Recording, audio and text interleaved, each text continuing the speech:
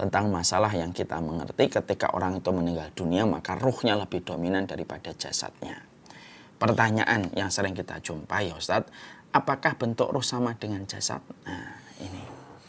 Maka kemudian apakah ruh itu bentuknya sama dengan jasad? Maka sebagian ulama mengatakan iya, bentuknya ruh itu sama dengan jasad. Bentuknya ruh itu sama dengan jasad.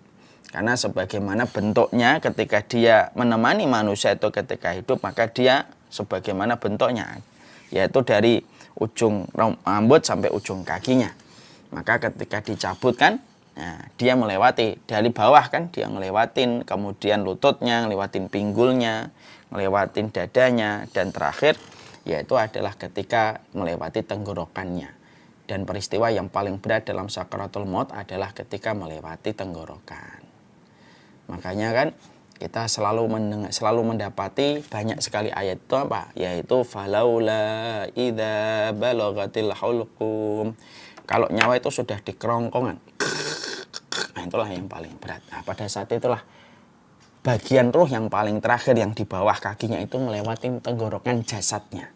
Selamat datang di channel Langkah Iman Istiqomah. Jangan lupa like, komen, dan subscribe. Dan semoga kita semua mendapatkan ilmu yang bermanfaat. Amin. Jamaah Islam Madinah yang semoga Allah rahmati dan Allah berkahi. Tentunya kita paham bahwasanya tidak ada perkara yang paling menipu pada kehidupan manusia kecuali adalah dunia. Dunia itu senantiasa touch up setiap harinya, setiap waktunya, supaya mempesona mata dan hati yang lemah. Karena mata dan hati yang lemah ketika sudah terpesona dengan dunia, maka mereka akan meninggalkan jalan ketaatan menuju kepada urusan akhiratnya. Perkara yang paling sering membuat seseorang itu amnesia terhadap kebenaran dan jalan akhirat itu adalah dunia. Dan sesungguhnya dunia itu berkolaborasi dengan syaitan. Ketika syaitan itu menjadi penumpang gelap dari sebuah pesona yang bernama dunia, supaya menggelincirkan dan membuat amnesia perjalanan kita menuju kepada alam akhirat yang sejatinya itu merupakan kampung halaman kita selama-lamanya. Makanya ketika kita memahami bahwasanya dunia itu adalah menipu, dunia itu adalah pecundang yang sering membuat banyak manusia itu tertipu dan tertahan di dalamnya, tergerus dengan kerusakan ketika mereka justru menetapi dunia dan meninggalkan urusan akhiratnya.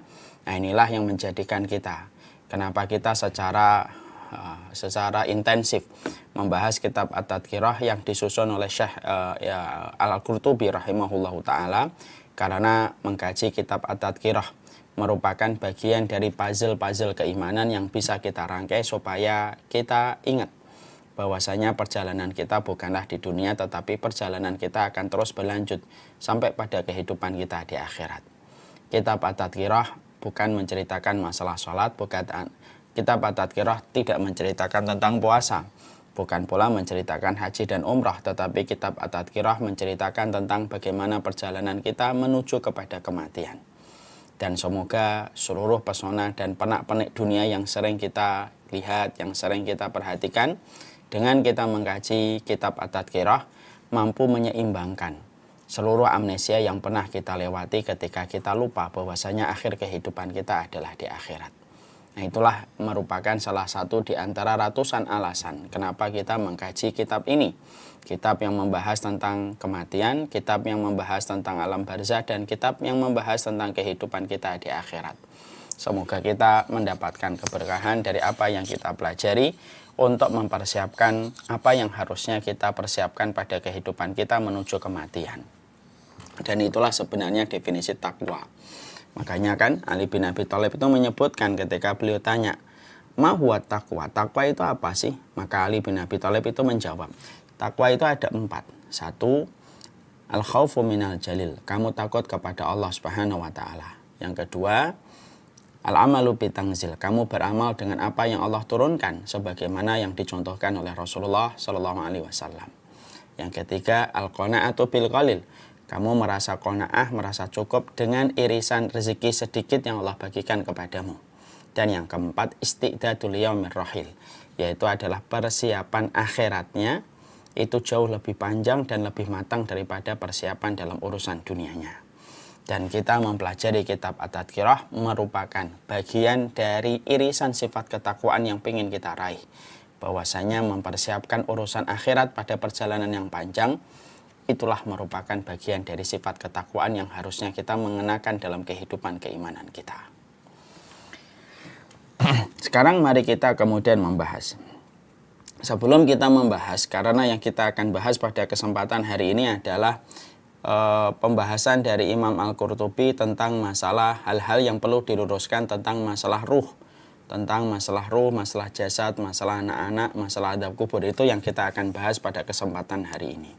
Tapi sebelum kita membahas tentang itu, saya ingin menampilkan satu video. Dan itu ada kaitannya dengan keberuntungan kita sebagai umatnya Rasulullah Shallallahu Alaihi Wasallam. Perhatikan video ini.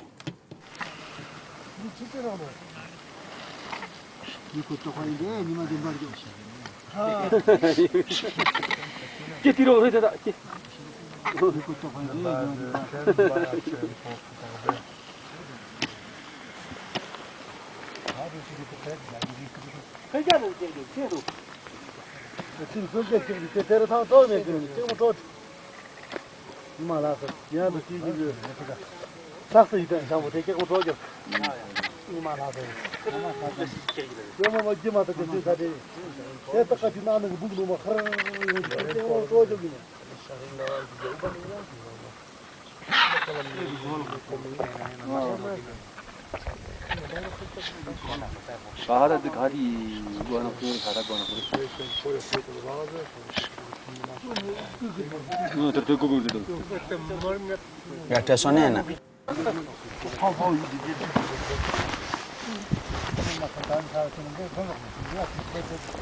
Gak ada sound.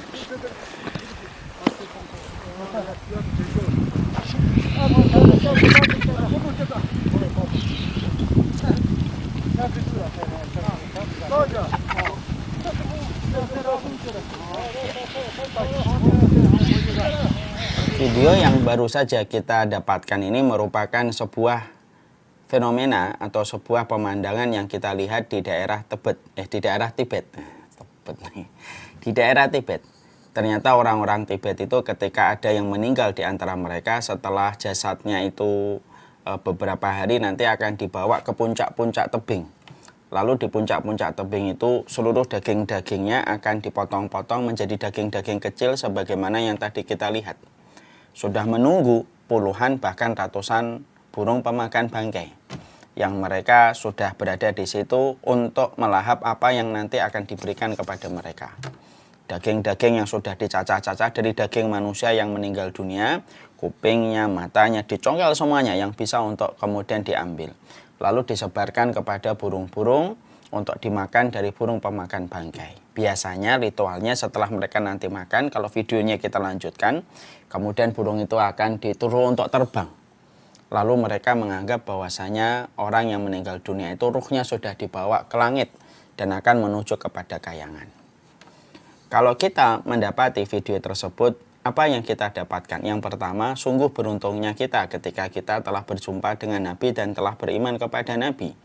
Karena dengan kita beriman kepada Nabi menjadikan kita tidak perlu meraba-raba, tidak perlu menerka-nerka. Apa yang harusnya kita lakukan pada kehidupan dan apa yang kita lakukan ketika kita memperbuat sesuatu. Karena dengan kita mengikuti Nabi, Nabi memberikan kepada kita secara instan semua ilmu yang menjadi petunjuk pada kehidupan. Sesuai dengan apa yang Allah sampaikan supaya kita tidak tersesat. Pelajaran yang kedua yang kita dapatkan di sini adalah bagaimana agama selain Islam mereka itu mengimani bahwasanya dengan mereka itu membakar, dengan mereka itu mencacah-cacah daging, itu bisa menjadikan ruhnya itu bisa terbang menuju kepada tempat keabadian yang mereka imani. Dan tentunya yang kita bayangkan betapa sakitnya badan manusia ketika sudah menjadi jenazah, lalu dipotong-potong menjadi bagian-bagian yang diiris-iris, yang kemudian disebarkan kepada burung pemakan bangkai. Maka kita bisa bayangkan betapa sakitnya yang dirasakan oleh jenazah itu, karena orang yang mati bukan berarti dia tidak lagi merasakan, dia masih merasakan. Makanya sampai Rasulullah Shallallahu Alaihi Wasallam mengatakan, Inna kasra admil mayyiti kakasri admil hayyi. Sesungguhnya mematahkan tulang orang yang mati sama dengan kamu mematahkan tulangnya orang ketika dia masih hidup. Itu ketika kita mematahkan tulang, kata Nabi, dia masih bisa merasakan. apalagi ketika kita mendapati tubuh manusia disayat, kemudian dikuliti, dipotong-potong dagingnya menjadi daging-daging kecil yang tadi kita lihat, lalu diberikan kepada burung pemakan bangkai. Maka inilah yang menjadikan kita memahami, Masya Allah ya, ternyata Nabi itu merupakan keberuntungan besar bagi kehidupan kita. Dengan kita mengenal beliau, akhirnya semua tampak jelas. Sampai persoalan bagaimana memahami tentang kematian, memahami tentang kehidupan pun dijelaskan detail oleh Rasulullah sebagai seorang Nabi dan sebagai seorang utusan Allah. Bahkan bagaimana memperlakukan orang yang mati dan bagaimana sifat-sifat dari kematian itu pun dijelaskan detail oleh Rasulullah supaya menjadikan kita faham. Siapapun yang mencukupkan dirinya dengan Nabi pasti dia beruntung.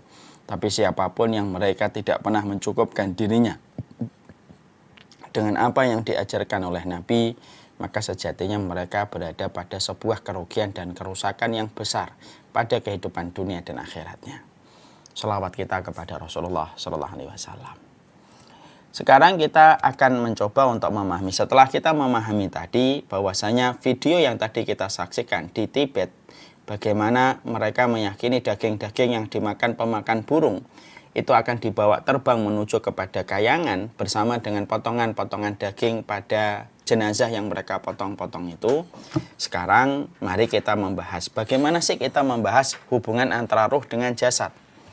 Nah, ini penting untuk kita pahami, penting untuk kita mengerti. Jangan-jangan kita tidak tahu bagaimana memahami ruh dan bagaimana memahami jasad.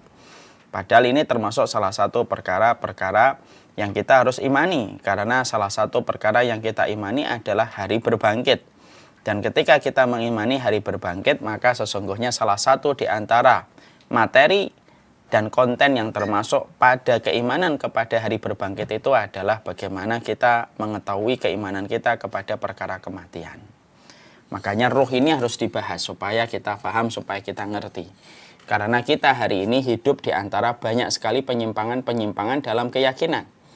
Ada di antara penyimpangan itu mereka meyakini bahwasanya ruh itu reinkarnasi.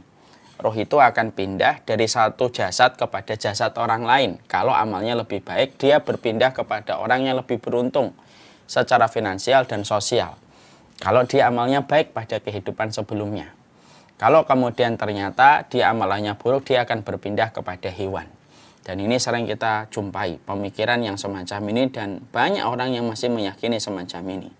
Bahkan salah satu sekte Syiah namanya Nusairiyah yang banyak yang ada di Suriah itu mereka memiliki keyakinan Nusairiyah itu bahwasanya tidak ada hari berbangkit, yang ada itu adalah reinkarnasi.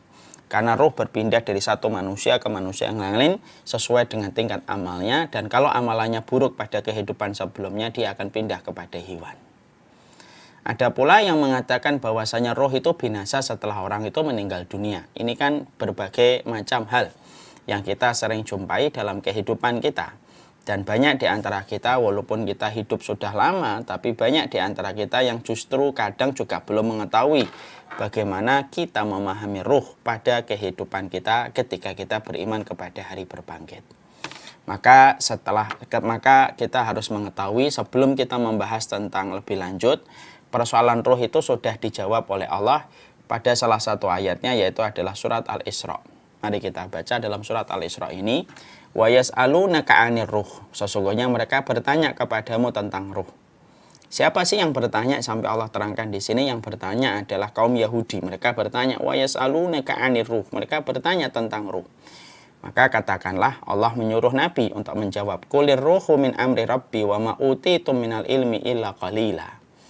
Lalu kemudian dikatakan kepada Muhammad untuk menjawab dari apa yang ditanyakan oleh orang Yahudi. Qulir ruhu min amri rabbi. Ruh itu urusan Rabbku.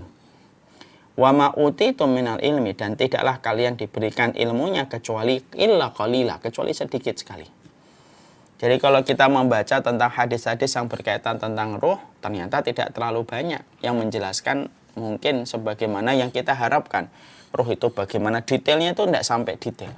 Dijelaskan aja secara global. Makanya Allah menyampaikan wa ma utitum minal ilmi illa qalila. Kalian itu tidak diberitahu tentang masalah ruh kecuali adalah sedikit. Nah, mungkin ada yang bertanya, kenapa Allah ngasih tahu tentang ruh itu sedikit, Ustaz? Ada dua jawabannya. Satu, maka Allah berkehendak terhadap apa yang Allah perbuat, dan Allah tidak pernah ditanya tentang apa yang Allah lakukan. Ya, la yus'alu amma yaf'alu wa hum yus'alun. Allah tidak pernah ditanya kenapa, tapi kita manusia yang ditanya oleh Allah atas perbuatan dan perkataan kita. Ini yang pertama. Yang kedua, kenapa masalah ruh itu diceritakan sedikit?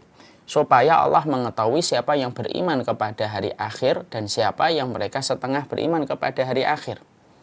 Makanya lucu ya, ada orang yang cukup terkenal di Indonesia sampai mengatakan, siapa sih yang mengatakan iman sama perkara hari akhir itu? Dia juga tidak pernah ngunjungin kok, nggak pernah ngeliat juga. Kan ada kan mengatakan ini dalam sebuah acara nasional. Ini hal yang kemudian disitulah kita mengambil pelajaran. Disitulah kita akhirnya paham. Allah itu memberitahu tentang ruh sedikit di antara kita. Itu sebenarnya Allah ingin tahu siapa yang betul-betul beriman kepada perkara gaib dan perkara hari akhir secara sempurna ketika dia yakin kepada apa yang diberitakan oleh Allah, dan siapa yang mereka tidak beriman kepada hari akhir dan tidak beriman kepada masalah gaib ketika dia menyandarkan mata dan akalnya ketika memberikan sebuah kesimpulan berpikir. Makanya lucu kalau ada orang mengaku muslim lalu bisa berkata-kata, siapa sih yang pernah datang ke alam gaib itu? Kayak pernah ke sana aja. Dan itulah jawabannya. Ada dua yang tadi saya sebutkan. Setelah kita kemudian mengetahui itu, sekarang mari kita bahas tentang masalah ruh dengan jasad. Maka sesungguhnya yang pertama yang kita harus paham, kalau kita bertanya ruh dan jasad ini kan, sebenarnya ini kan jasad, yang di dalamnya itu ruh. Ya. Nah, yang di dalamnya itu ruh. Ada beberapa hal dan beberapa ilmu yang kita pahami kalau kita bicara antara ruh dengan jasad. Yang pertama, ruh itu tercipta sebelum jasad. Bahkan ruh itu tercipta semenjak penciptaan Nabi Adam, bahkan sebelumnya. Jadi ruh itu lebih eksis duluan sebelum adanya jasad. Ya, makanya kemudian kita menjumpai pada salah satu ayatnya Allah menyampaikan pada surat Al-A'raf 172. Mari kita perhatikan di sini. Wa'id akhada rabbuk min bani adama min duhurihim dzurriyyatahum wa asyhadahum ala anfusihim alastu birabbikum qalu bala syahidna an taqulu yaumal qiyamati inna kunna an hadza ghafilin. Dan ingatlah ketika Allah mengeluarkan dari sulbi, dari tulang belakang anak cucu Adam keturunan mereka, dan Allah itu mengambil kesaksian terhadap ruh. Jadi ruh itu sebenarnya sudah dikumpulkan oleh Allah. Ya, lalu kemudian Allah itu meminta testimoni mereka. Apa yang diminta oleh Allah? Yaitu adalah ketika Allah menyampaikan, alastu birabbikum, bukankah saya adalah yang menciptakan kalian? Ruh semuanya itu berkata, qalu bala, iya, engkau adalah Rabb kami ya Allah. Ruhnya itu sudah menyaksikan. Jadi kalau hari ini orang kafir, orang musyrik, munafik, sebenarnya ketika ruh mereka itu dulu sudah mempersaksikan bahwasanya Allah itu adalah zat yang menciptakan mereka. Maka mereka mengatakan, bala syahidna. Maka mereka berkata, sesungguhnya betul engkau adalah Rabb kami, kami bersaksi. Maka supaya ini nanti pada waktu hari kiamat, supaya tidak ada lagi alasan untuk orang berkata kami lalai terhadap masalah ini. Jadi sebenarnya ruh itu memang lebih dulu, lebih eksis daripada jasad. Dan ruh itu telah dimintakan testimoni mereka terhadap Allah. Jadi mereka yang telah menyaksikan bahwasanya Allah itu adalah Rabb bagi mereka. Maka disinilah kita akhirnya mengerti. Ketika Rasulullah mengatakan, kullu mauludin yuladu alal fitrah. Sesungguhnya setiap anak yang lahir itu dilahirkan dalam kondisi fitrah. Fa'abawahu yuhawidanihi ayunasiranihi auyumajisanihi. Maka orang tuanya yang menjadikan dia majusi, orang tuanya yang menjadikan dia nasara, dan orang tuanya yang menjadikan dia itu Yahudi. Maka disitulah kita akhirnya paham. Berarti seluruh anak-anak ketika dilahirkan itu, mereka itu hakikatnya ketika baru saja menangis, mendarat pada kehidupan di dunia, sebenarnya mereka berada di atas fitrah. Di atas fitrah itu artinya adalah mereka berada di atas keimanan yang benar. Lalu seiring dengan hari berganti dengan pekan, pekan berganti dengan bulan, akhirnya mereka orang tuanya yang menjadikan ini Yahudi, ini Majusi, ini Nasoro, ini kurang ajar, ini melampaui batas, itu orang tuanya. Berarti disinilah kita paham ya. orang tua itu memiliki pengaruh besar pada kehidupan seorang anak.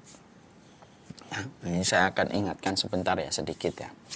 Sa'id bin Musayyib itu ketika beliau itu pernah ditanya sama anaknya, "Wahai bapakku, kenapa sholat sunnahmu banyak banget?" gitu. Nah, maka Sa'id bin Musayyib itu menjawab, "Diem nak, saya memperbanyak sholat sunnah ini supaya menjadi modal kesolehan kamu." Nah, insya Allah ya.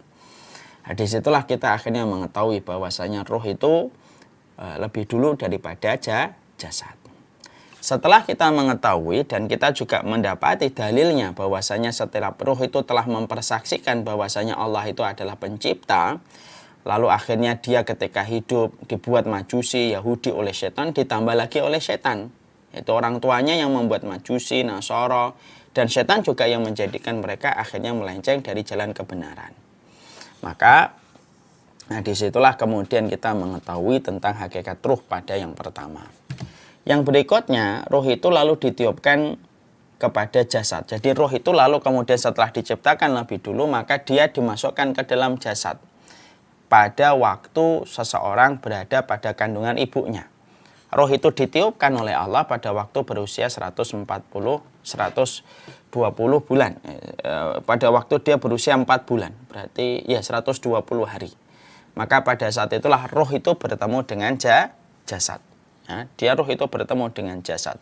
Maka pada saat itulah ketika roh bertemu dengan jasad, maka pada saat itu detak jantungnya mulai berdenyut. Dan itulah proses penyatuan antara ruh dengan jasad. Jadi jasad itu terwujudnya, yaitu di dalam rahim seorang ibu. Ketika menempel pada rahimnya, roh itu baru kemudian ditiupkan oleh Allah Subhanahu wa Ta'ala. Lalu setelah roh itu bertemu dengan jasad, melewati masa-masa kandungan sampai akhirnya melahirkan. Dan ketika melahirkan, sebagaimana kita hari ini, ketika kita kemudian hari ini, maka hidup kita ini jasad dengan ruh. Ini jasad kita, ini ruh kita. Tetapi yang lebih dominan itu apa? Jasad. Jadi kalau kita dalam kehidupan di dunia itu, maka sesungguhnya yang dominan itu adalah jasad. Ya, yang dominan itu adalah jasad. Ya, jadi kemudian kalau dipukul, memar. Kalau kemudian ditempeleng, biru. Itu menunjukkan bahwasanya ruh dan jasad dia sudah menjadi satu, tetapi jasad lebih dominan daripada ruhnya. Ya, itu yang kemudian ketika kita pada kehidupan di dunia. Maka ketika meninggal dunia, sesungguhnya ruh itu ketika ditetapkan ajalnya telah meninggal dunia, maka sesungguhnya ketika dia meninggal dunia, maka ruh itu meninggalkan jasad. Ruh itu meninggalkan jasad. Jasadnya ditinggalkan sementara waktu. Dia naik ke langit yang pertama, langit yang kedua, langit yang ketiga, langit yang keempat, langit yang kelima. Jasadnya sendirian tanpa ruh pada saat itu.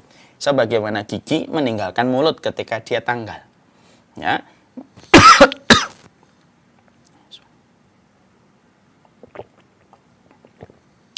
Sebagaimana gigi tanggal dari mulut, dari gusinya. Maka kemudian jasad ketika dibawa ke area kuburan, lalu kemudian dimasukkan ke liang lahatnya, barulah kemudian roh yang sudah menembus langit yang ketujuh ketika tidak dibukakan langit yang ketujuh. Allah berfirman, bahwasanya ini hambaku, ya, aku menciptakan dari tanah dan aku yang akan membangkitkan kembali dia dari tanah. Maka akhirnya roh itu ketika sudah menembus langit yang ketujuh, dia dibawa balik oleh malaikat rahmat kalau dia itu orang yang beriman. Terus turun, kemudian bertemu dengan jasad yang ada di dalam kuburan. Disitulah roh dan jasad bertemu kembali. Ya, bertemu kembali. Hanya saja, roh dengan jasad itu lebih dominan mana? Yang lebih dominan itu adalah ruhnya dan tidak jasadnya. Ya, makanya kemudian pada saat roh itu bertemu dengan jasadnya, barulah serangkaian dari peristiwa-peristiwa di alam kubur itu terjadi. Setelah kemudian roh itu dipertemukan di dalam jasad. Tetapi yang dominan itu adalah ruhnya. Makanya kita jumpai terkadang bahwasanya kadang-kadang kita menjumpai orang itu diseksa tapi seakan-akan dia tidak diseksa. Karena apa? Karena yang dominan itu adalah ruhnya. Perhatikan foto ini.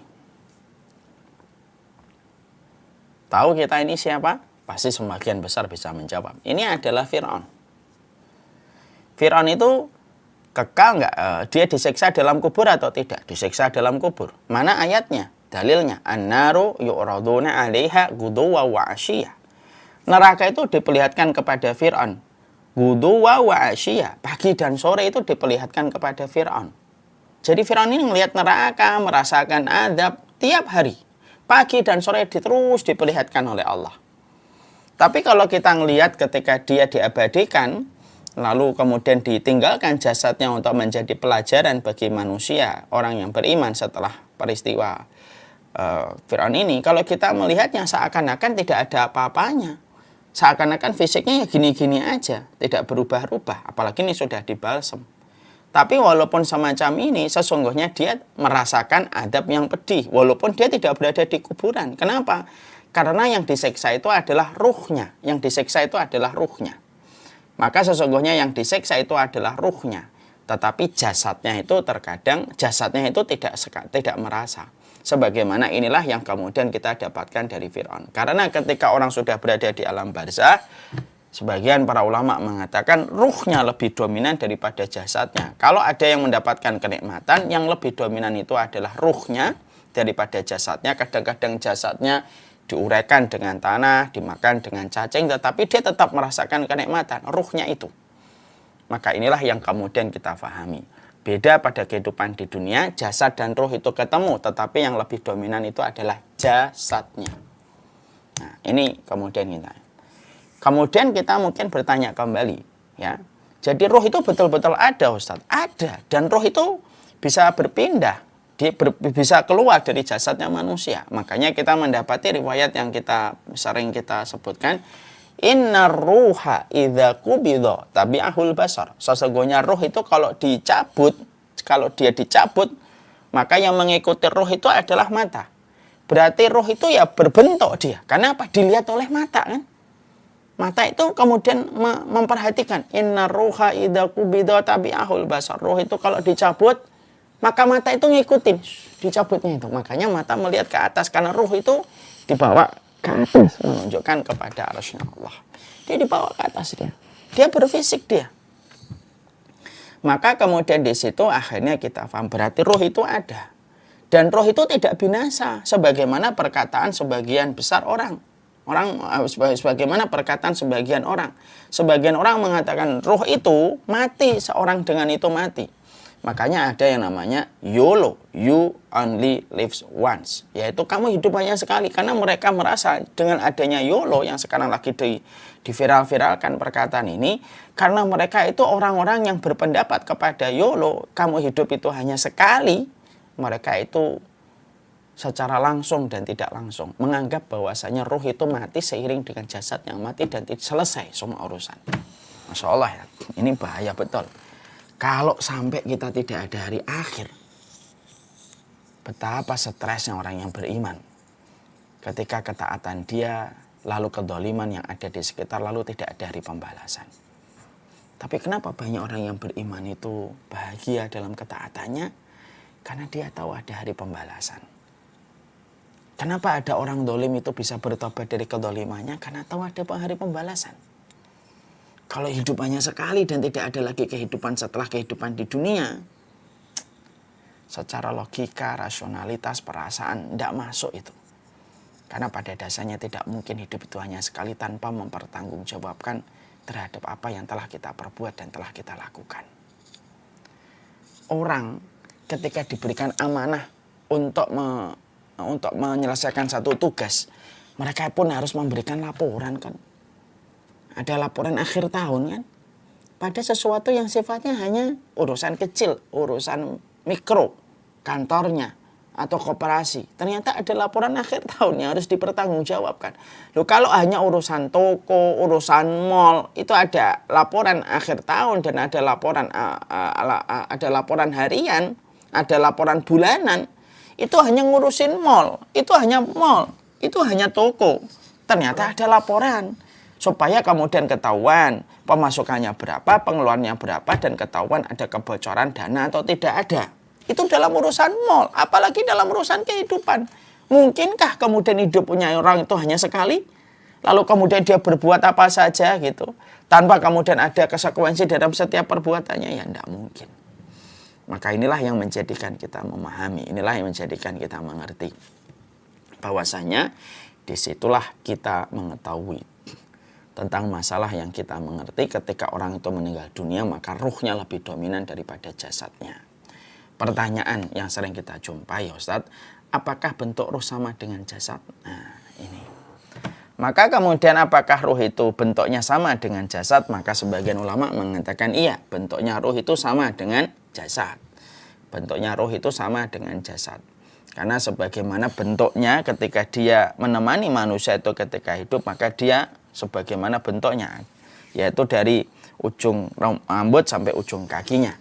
Maka ketika dicabut kan, nah, dia melewati dari bawah kan, dia ngelewatin kemudian lututnya, ngelewatin pinggulnya, ngelewatin dadanya, dan terakhir yaitu adalah ketika melewati tenggorokannya.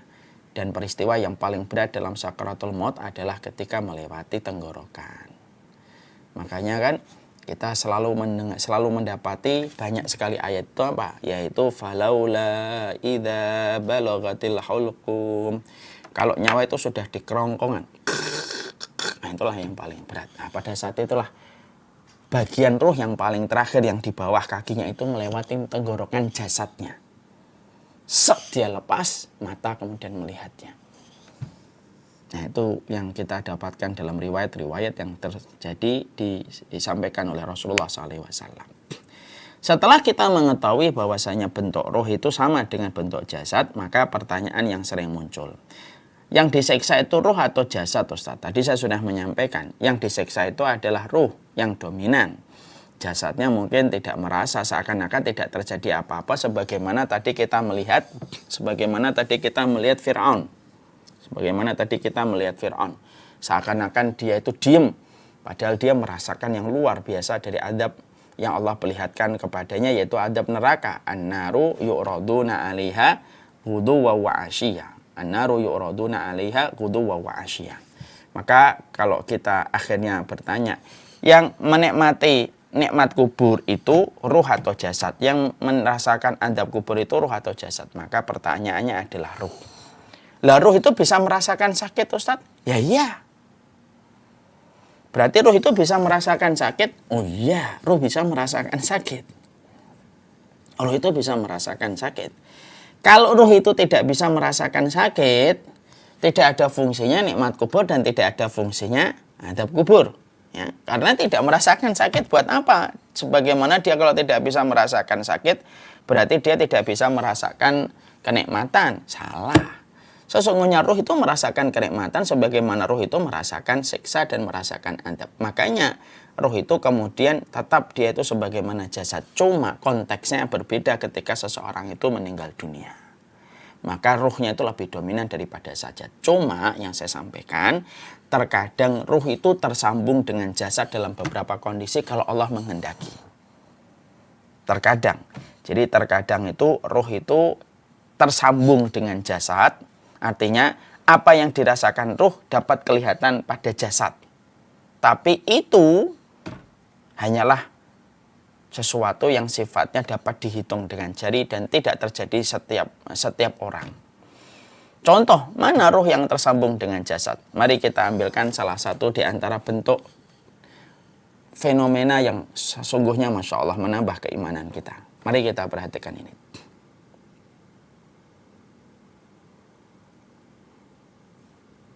Nah, tahukah kita ini siapa? Nah, beliau ini adalah jasadnya Sayyidina Hamzah, ya, pamannya Rasulullah SAW. Ketika terjadi banjir di Madinah sampai melebar ke pekuburan Uhud, sampai kemudian beberapa di antara jasad syuhada Uhud itu ada yang sampai kemudian tersingkap. Salah satunya adalah Hamzah, yaitu Masya Allah ya. Maka ketika kemudian kita menjumpai di sini, maka diperlihatkan dalam banyak saksi orang yang mengatakan, saya cek dalam beberapa keterangan, bahwasanya syuhada itu kemudian kelihatan seakan-akan utuh, padahal meninggalnya sudah ratusan tahun yang lalu, sudah 14 abad yang lalu. Tapi seakan-akan bahwasanya darahnya masih segar, bahkan bekas perutnya yang sobek itu masih mengeluarkan darah gitu. Karena keutamaan orang yang mati syahid itu sedemikian besarnya. Ya kan? Makanya orang yang mati syahid itu apa?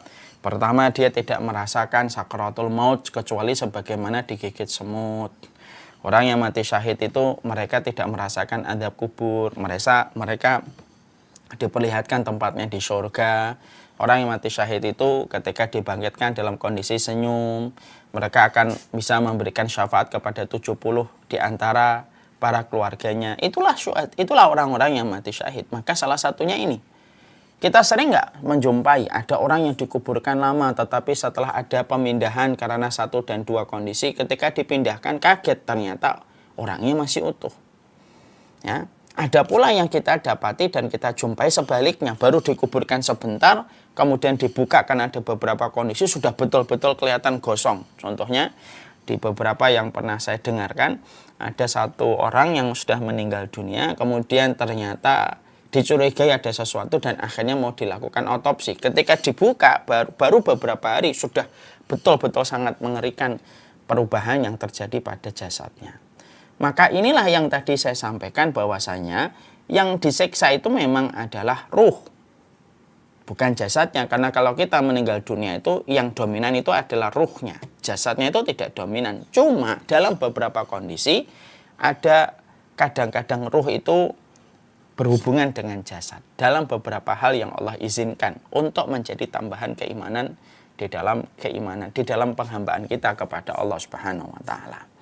Makanya disinilah akhirnya kita mengetahui, kan sering kita mendengar ada kuburan fulan haji ini sudah 20 tahun, ketika dipindahkan karena mau digusur untuk dijadikan jalan, ketika dipindahkan ternyata jasadnya masih utuh, kain kafannya masih ada. Sebagaimana kita melihat salah satu di antara janjinya Allah, yaitu sahabat Hamzah itu Masya Allah masih dijadikan oleh Allah kayak orang yang tidur dan dijadikan oleh Allah bagaimana perutnya yang sobek itu masih mengeluarkan darah. Nah, itu menunjukkan kepada kita walaupun tidak ada ini pun tetap kita yakin, tapi ada ini menambah betul keimanan kita kepada hari akhir. Nah, itulah yang kita bahas tentang masalah antara ruh dengan jasad. Setelah kita membahas tentang masalah ruh dan masalah jasad, maka sesungguhnya yang disampaikan oleh Imam Qurtubi pada pembahasan berikutnya adalah jawaban-jawaban bagi mereka yang mengingkari adab kubur. Nah, ini kita jawab nih, ya. Karena ternyata ada kelompok-kelompok yang mereka itu mengingkari tentang adab kubur, ya. Maka jawaban yang pertama adalah dengan membacakan surat Ghafir ayat yang ke-46 yang tadi kita bacakan ketika kita memperlihatkan fotonya Fir'aun. Ini merupakan dalil yang sangat jelas ini, bahwasanya adab kubur itu ada dan nikmat kubur itu ada. Nah, banyak orang yang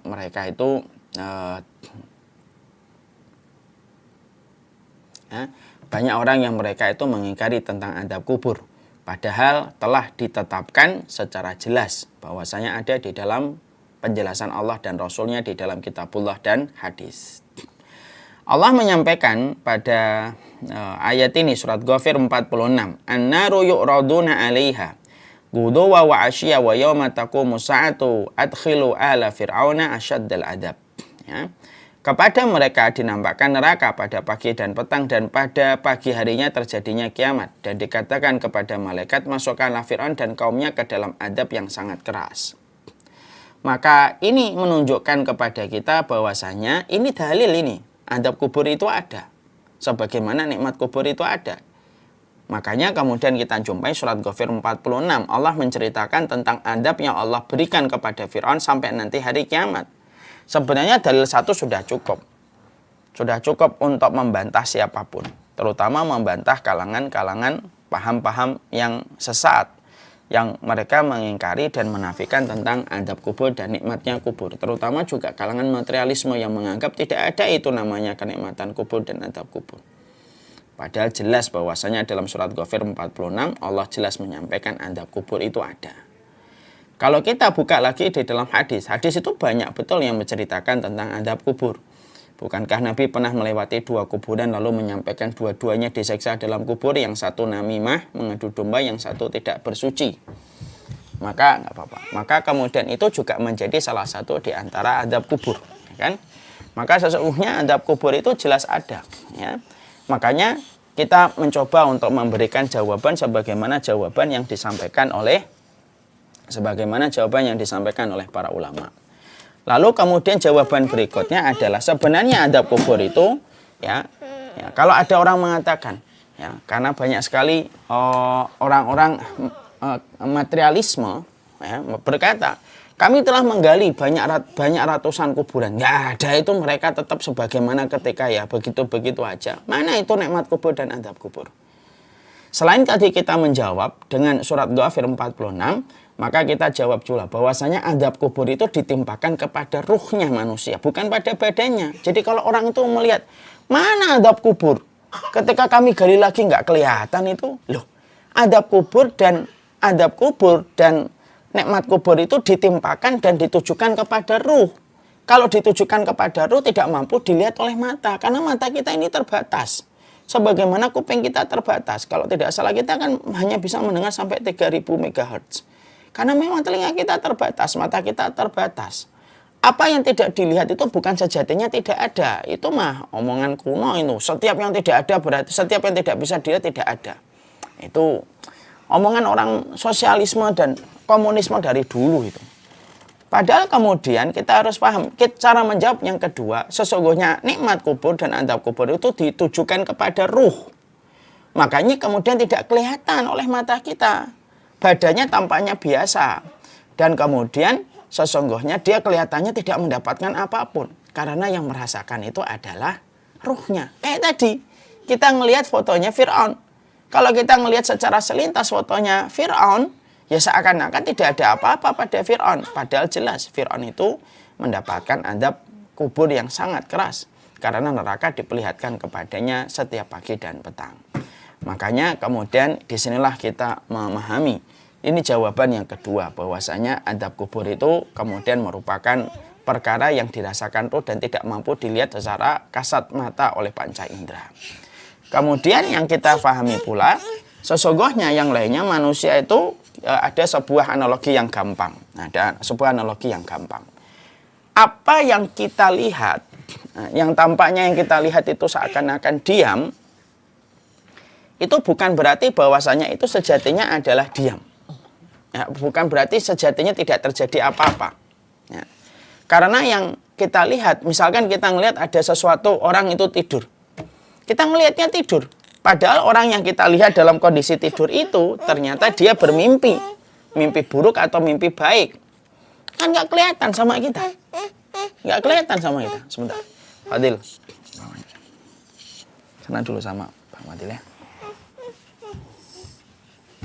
Diajak keluar aja. Ya. Jawaban yang ketiga yaitu adalah, pernah nggak kita ini bersama dengan istri kita atau bersama dengan suami kita, lalu suami kita atau istri kita mimpi buruk. Kita di sampingnya yang pada saat itu belum tidur, kita tidak mengetahui kalau istri kita bermimpi buruk sampai istri kita tiba-tiba terbangun dan teriak di tengah malam. Ketika teriak, wah gitu, baru kita tanya, loh ada apa? Ya istriku, istrinya baru jawab, saya mimpi buruk. Padahal tadi ketika kita ada di sampingnya sambil baca, kita tidak melihat apa-apa kecuali dia tidur. Itu menunjukkan sekaligus menjawab sama orang-orang yang mereka selama ini tuh selalu menyandarkan. Apapun kesimpulannya harus dilihat oleh kasat mata. Apa yang tidak dilihat oleh kasat mata itu bukan berarti tidak ada. Dan itulah yang kita dapatkan. Berapa banyak manusia itu bermimpi dalam tidurnya, dia dipukul, dia berlari, dia mendapatkan nikmat bermacam-macam. Tetapi orang di sampingnya tidak melihat itu kecuali cuma satu. Dia melihat orang itu yang di sebelahnya itu tidur. Padahal banyak peristiwa yang terjadi kepada orang yang di sebelahnya itu ketika tidur, ketika dia bermimpi buruk.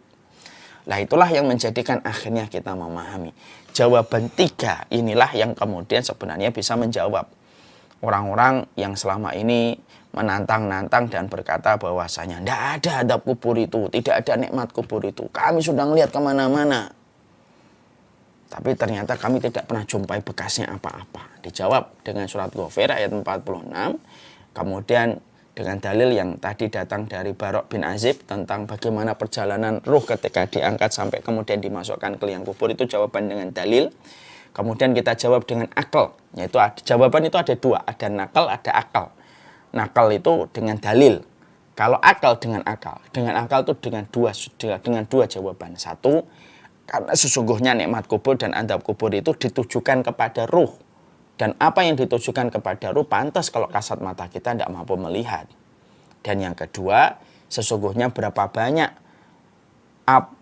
banyak orang yang mengalami sesuatu yang luar biasa di samping kita, padahal kita ketika di sampingnya hanya melihat dia dalam posisi tidur dan diam. Padahal pada saat itu dia bermimpi buruk yang membuat dia terengah-engah ketika dia bangun di tengah malam. Nah, itulah yang menjadikan akhirnya kita paham. Nah, itulah yang menjadikan kita mengerti. Ini jawaban telak dari sudut pandang dalil dan sudut pandang rasionalitas akal. Untuk menjawab mereka yang masih menyombongkan diri mengatakan bahwasanya tidak ada nikmat kubur dan tidak ada adab kubur. Dijawab secara apik oleh para ulama, secara akal dan secara dalil. Nah, setelah kita mengetahui ini, baru kemudian kita akan membahas sedikit tentang masalah bagaimana anak kecil. Nah, ini anak kecil. Bagaimana anak kecil ketika mereka itu meninggal dunia. Maka para ulama, Imam Qurtubi, kalau kita buka dalam bukunya bisa dicek. Anak kecil ketika mereka meninggal dunia, maka akan dipercepat kekuatan akalnya sebagaimana orang dewasa. Makanya mereka nanti bisa merasakan ya kenikmatan kubur dan bisa merasakan mereka bisa merasakan kenikmatan di dalam kuburnya karena mereka belum terkena beban hukuman. Mereka belum sampai pada taraf taklif. Makanya ada satu riwayat dari riwayat Imam Ahmad, inna dararil mu'minina fil jannati yakfuluhum Ibrahim alaihi salam. Sesungguhnya anak-anak yang mereka itu meninggal dunia di waktu kecil, mereka itu dari keturunan kaum muslimin, mereka masuk surga dan Nabi Ibrahim yang mengasuh mereka. Nah, tentunya berat ya mendapatkan ujian ketika diwafatkan anak yang kita cintai. Banyak orang tua itu berandai-andai bahwasanya merekalah yang akan ditaburkan tanah oleh anaknya. Dan tidak ada orang tua yang membayangkan bahwasanya dia akan menaburi tanah kepada kuburan anaknya. Karena itu musibah besar sekali. Tapi tentunya kabar gembira harus kita dengarkan supaya bisa meringankan. Di antara perkara yang bisa untuk memberikan kegembiraan kepada mereka yang ditinggalkan anak itu apa? Sesungguhnya anak-anak kecil itu mereka di bawah pengasuhan Nabi Ibrahim. Makanya kalau kita ditanya kenapa kok meninggal dunia, banyak hikmahnya. Salah satunya adalah Allah ingin menyelamatkan anak itu supaya anak itu tidak terkena polusi dan radiasi dunia dan diwafatkan sebelum dia balik. Itu jawaban paling tepat kalau kita melihat kenapa ada anak yang diwafatkan sebelum dia balik. Ya, kedudukan mereka langsung masuk surga. Ya. Makanya kita menjumpai lagi dalam satu riwayat yang cukup panjang dari Abi Hasan, dari Abi Hasan. Langsung artinya aja. Dari kemudian Abu Hasan diceritakan bahwasanya saya berkata kepada Abu Hurairah, 2 orang putra saya telah meninggal dunia. Adakah hadis Rasulullah yang menceritakan tentang mukmin yang sudah meninggal yang bisa engkau sampaikan kepada hati kami? Jadi Abu Hasan ini mendatangi Abu Hurairah, ada nggak hadis Nabi tentang masalah anak yang wafat sebelum dia balik? Maka kemudian dijawab sama Abu Hurairah, ada. Anak-anak mereka itu adalah penghuni surga. Dan salah seorang dari mereka akan menyambut kedua orang tuanya. Anak-anak yang meninggal dulu itu akan menyambut orang tuanya sembari memegang pakaian dan tangan orang tuanya. Jadi anak-anak yang meninggal sebelum balik itu nanti nungguin orang tuanya. Kalau kemudian nanti hari berbangkit sudah terjadi, maka anak-anak ini akan mencari mana orang tuanya. Lalu kemudian memegang tangan orang tuanya, lalu kemudian akan memasukkannya ke surga. Itu kalau dia ridho dan ihtisab kepada Allah. Ridho, ihtisab itu mengharapkan pahala di sisi Allah. Makanya disinilah kita akhirnya menjumpai Allah itu kalau cinta sama seorang hamba, maka Allah mewafatkan putra dan putrinya. Kalau dia ikhlas dan ridho, maka Allah membangunkan kepadanya sebuah rumah di surga dan dinamakan dengan Baitul Hamdi, rumah, yaitu rumah pujian. Rumah itu saking indahnya tidak bisa didapatkan dari sholat, tidak bisa didapatkan dari puasa. Tapi Baitul Hamdi, rumah pujian itu hanya bisa didapatkan dengan ridhonya seorang ayah dan seorang ibu ketika meninggal putra dan putrinya dan dia dalam kondisi ridho dan mengharapkan pahala di sisi Allah. Ya, itulah anak-anak yang mereka dilahirkan dalam kondisi yang semacam itu. Wallahu a'lam bishawab. Inilah kajian kita pada kesempatan hari ini. Jadi kita membahas tentang masalah anak dan kita membahas tentang ruh dan jasad. Kita membahas tentang jawaban telak bagi mereka yang mengingkari adab kubur dan nikmat kubur, dan jawaban dari Imam Qurtubi untuk menjawab tentang persoalan anak yang meninggal sebelum dia dewasa. Jadi anak-anak kecil itu nanti langsung dibesarkan oleh Allah. Jadi mereka langsung didewasakan secara cepat oleh Allah di dalam alam barzahnya, sambil menunggu orang tua mereka menyusul mereka ketika orang tuanya ridho dan mengharapkan pahala di balik musibah yang mereka terima. Wallahu a'lam bishawab. Saya serahkan kembali